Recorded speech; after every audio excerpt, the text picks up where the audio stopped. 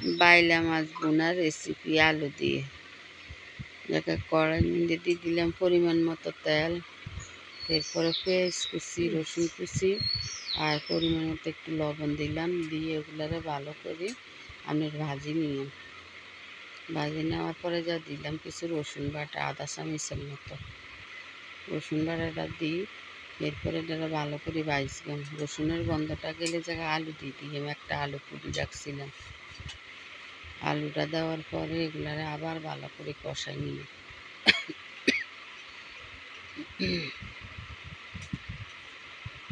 কষানি হয়ে গেলে জায়গায় হলুদের গুঁড়ো 1 চামচ, মরিচের গুঁড়ো 1 চামচের মতো দিয়ে দিলাম। দিয়ে আবার এগুলারে একটু ভাজি নিয়ে জায়গায় কিছু একটা টমেটো আর 2-3টা কাঁচামরিচ ফালি করে রাখছি, ওগুলা দিয়ে একটু পানি দিয়ে দিলাম। পানি দিয়ে এবার ভালো করে কষাই নিলাম। আবার টমেটোগুলারে একটু গলাই নিয়ে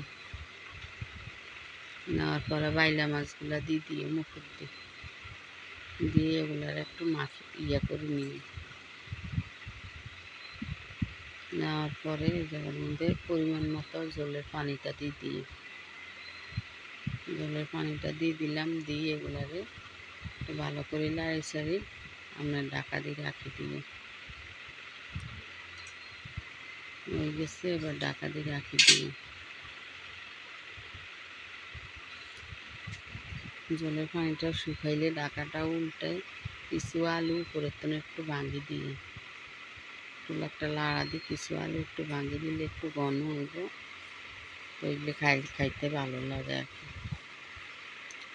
এরপরে এই পর্যায়ে যদি ধনিয়া পাতা থাকে ধনিয়া পাতা দিতে না, এইভাবে মাছগুলো হারাল হারাল থাকবো, ভাঙতো না।